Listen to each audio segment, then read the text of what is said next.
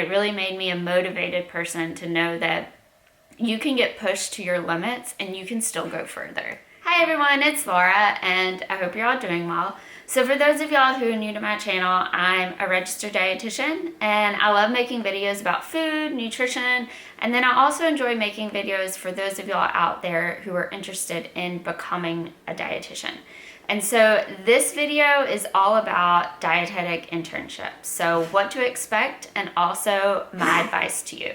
So to kind of give you a little bit of a background, so I did my internship up in Chicago, and it was clinical based, which meant a lot of my rotations were in the hospital. It was a 21-month program. It included a master's degree, and I also had to complete a thesis to complete the program. And so it was a lot of juggling. And kind of to break it down on a day-to-day basis, so how my program had it set up is typically, I mean, you can't say a blanket statement for every day is the same, but typically once you get in the swing of things, once you've started your rotations and your classes and you're working on your thesis, a typical day was in the morning time, so from 7 to noon or 8 to 1, you know, somewhere between there. The morning times were typically dedicated towards your rotations. So this meant that you were with a registered dietitian on their floor. So you were basically, it started out and you'd be shadowing them, you'd watch them, and then you started doing the work. And so say for the month of November, you were on critical care. So you were with the ICU dietitian, which is a lot of tube feeds, a lot of nutrition straight into your veins.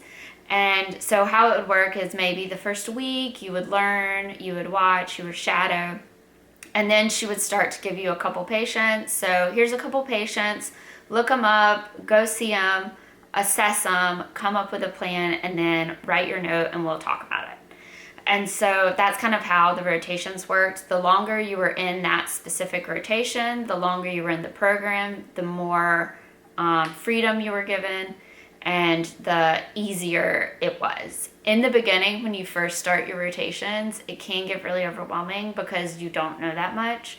But the more rotations you do, the more your knowledge builds on each other, and the easier it becomes, I promise. In the beginning, it's like, what is going on? And then by the end of the program, you're more confident, you know what's going on, and you feel like, okay, I can do this. And so the morning times are with rotations.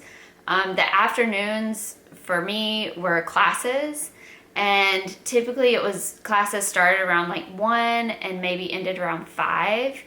And not saying that every day, you know, Monday through Friday we had classes from 1 to 5, but typically we were doing classes in the afternoon. So we may have an hour break here, we may get done at 3:30 instead of 5, we may start at 2 instead of 1. But typically the afternoons were dedicated towards classes. And then once you got home, that's when you did homework you had to do, you studied, you worked on your thesis, and got whatever done you needed to get done for the next day. And that brings me to my first piece of advice. Blocks of time that you have during the day. So if you have an hour between classes, if you have 30 minutes between classes, if you get done with classes early, please utilize that time. That takes so much stress off of you when you get home and there are things that were weighing on you that you got done during the day, that instead of, which I'm guilty of this, don't get me wrong, but because I'm a very chatty Cathy, but instead of spending that hour hanging out with your fellow interns and just like not being productive and just talking and just zoning out, instead of doing that, making an effort to be productive during that time. So if you have an hour in between your classes, go meet with your thesis advisor, work on your thesis, start on the homework that's due in a few days, start studying for the test that's due next week. And not saying you have to be all school and all focus, but making it a priority during the day to be productive during your downtime, I promise you will not regret it, I promise. The next piece of advice is to take time for yourself. So I had friends in the program, not to call them out or anything, but I had friends in the program that even during their downtime and even during time that they were trying to relax, they were still halfway doing work but weren't being productive at all.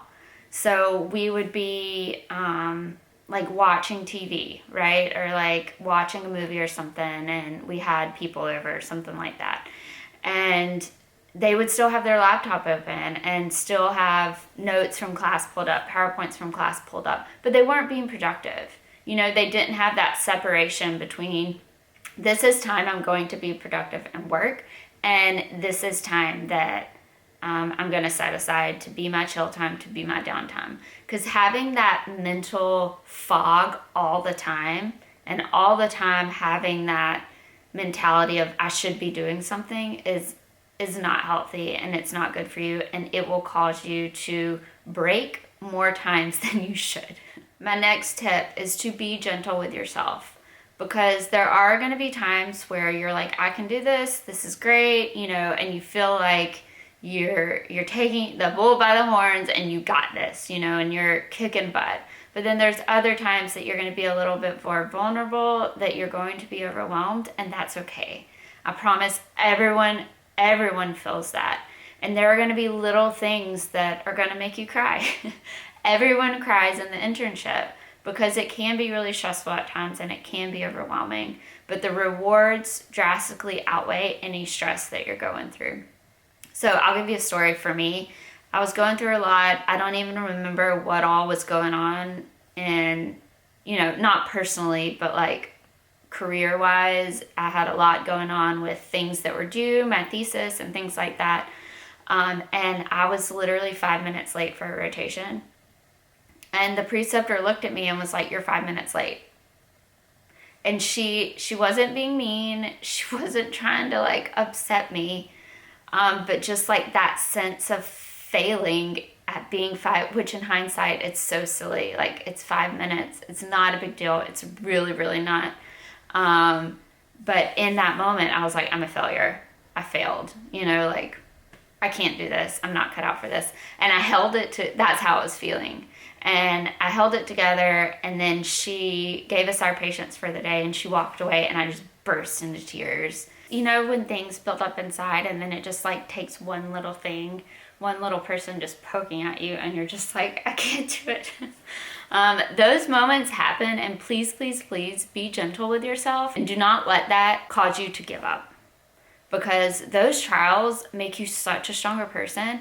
Since the internship, if I'm, so like, say I get done with work at 4, right? So from 4 to 10, if I'm not productive, which some people say this like isn't healthy, but I love it because I love working and I love being productive.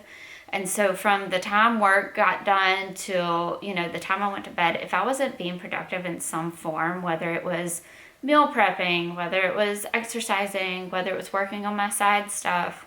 I mean, heck, I started since like 2 years ago, I started an online scrub business because I'm not a huge fan of downtime. And so, and my internship kind of made me that way. It turned me into a person who I realized that I can get a lot done. You can get a lot done in a day. So if you work from 9 to 5 and you come home, you can still get so much done.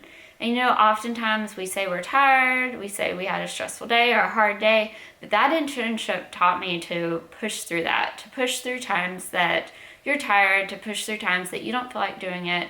And it really, really made, as cheesy as this sounds, it really made me a strong person. And it really made me a motivated person to know that you can get pushed to your limits and you can still go further, you know? Because I feel like a lot of times, at least for me in high school, I went to a really hard high school. It was a college prep school, it was challenging. But when I got to the internship, that's when it challenged me on a whole other level, not just academically. It was definitely challenging academically, but also on a time management level, on a stress level. Okay, I'm really stressed out. What coping mechanisms am I going to put into place? It made me such a better person all around, not just career-wise, but in my personal life as well. My next piece of advice, which I'm so glad I didn't choose this, but it worked out this way, is if you're an intern and you have to do a thesis, choose a thesis. So how it worked for us is our thesis advisors presented thesis ideas, and you listened to them present them, and then you ranked them, and then you wrote why you wanted them, and then they matched you with an advisor and matched you with a topic, basically. And so it wasn't my first topic that I got, but I'm so glad I got it. And my piece of advice is to choose a thesis. If you have to do a thesis, choose a thesis topic that is primarily dependent on you getting the work done and not dependent on so-and-so. And one of my roommate, her thesis, she almost didn't get it done in time, but her thesis, one of the steps in the thesis was to analyze poop, and she wasn't the one analyzing it. It was some person in some lab that had to analyze the poop. And a good chunk of her time, she was stressing out because this person wasn't analyzing the poop, And whereas my thesis, I had deadlines that I had to do, and yes, my thesis was reliant on people responding to a questionnaire. However, as long as I stuck to those deadlines, I got my thesis done. So I strongly encourage you, choose a thesis that isn't reliant on someone else doing a large chunk of it. Because I was the second person to get done with my thesis. So I got done with my thesis. I graduated in June. I got done with my thesis in February. I defended my thesis. So from February to June, all I had to do was, not all, but I just had to do classes and rotations, and we also had a management project. But whereas I had friends who didn't defend until May or June even, and so they were working on their thesis the whole time. So I'm so glad it worked out that I got matched with a thesis topic that wasn't dependent on a whole lot of other people doing work on it. It was primarily dependent on me and my advisor doing the work. My next piece of advice is, which I've said this in other videos, but I really figured this out in my internship, is to figure out how you learn. And so I'm sure looking back, I didn't think this was wrong, but now looking back, I'm like, I probably should have said something. So what I learned in my internship, that I'm an auditory learner. And so I learn best when people tell me things. I learn the most, not from studying the PowerPoints, but from listening to the lecture. And so if there's a day in class that I zone out and I'm not paying attention and I'm just being like a robot and just writing things down, I'm not going to remember that stuff. But the days in class that I was focused and I listened and I paid attention, I'm going to remember that stuff for the test. And I figured this out. And so what I started doing was I started recording the lectures. And I know now, I'm sure it's like, I probably should have told the professors I was recording, but I really didn't even think twice about it. But I would record the lectures, and then on the train ride home, I listened to the lecture that I had just listened to. And then on the train ride to rotations the next morning, I listened to the same lecture. So by the time they did their second lecture, the next lecture, I would have listened to that lecture 3 times already.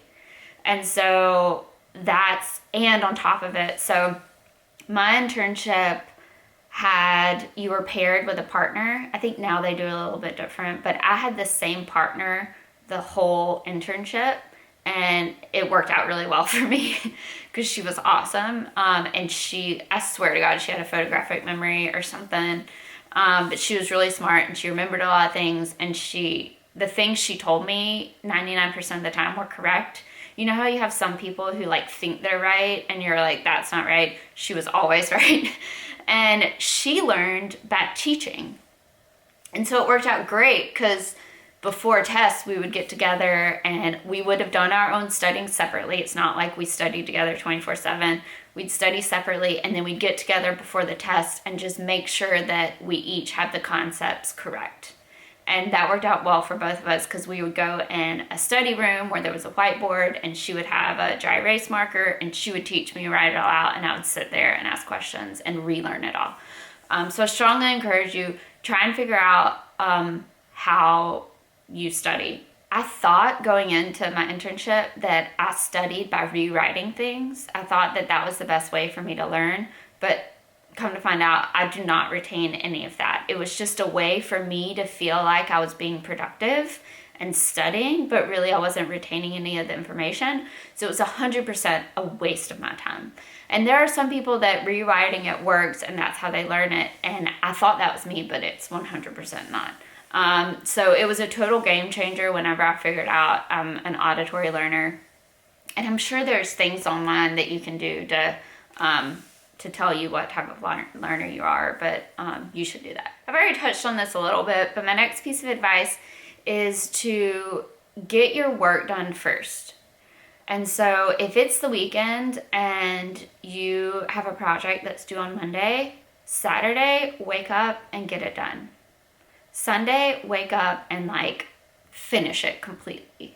You know, because I'm from Alabama. I grew up in Alabama. All I knew was Alabama. I went to college at Auburn, which is in Alabama.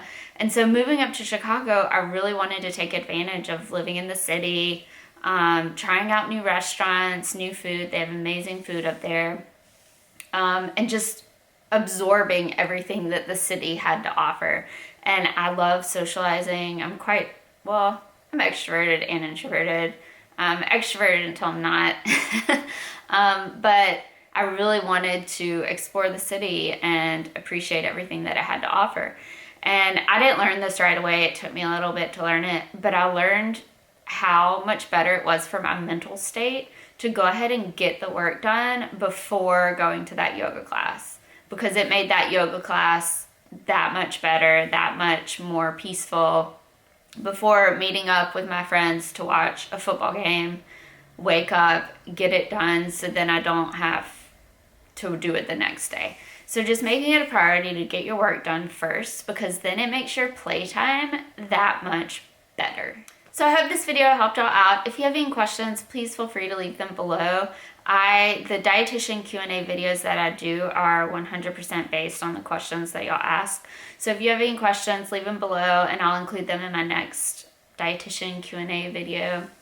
If you're about to start the internship, or I guess it's February right now, so if you're starting it coming this year or you're about to complete it, don't give up. It can be challenging. It's equally as rewarding and you'll get there, I promise. The hardest battle is getting an internship to begin with. And so if you've already gotten an internship, the hardest battle is won. So keep your chin up, keep your head up, and I'll see you on my next video. Bye.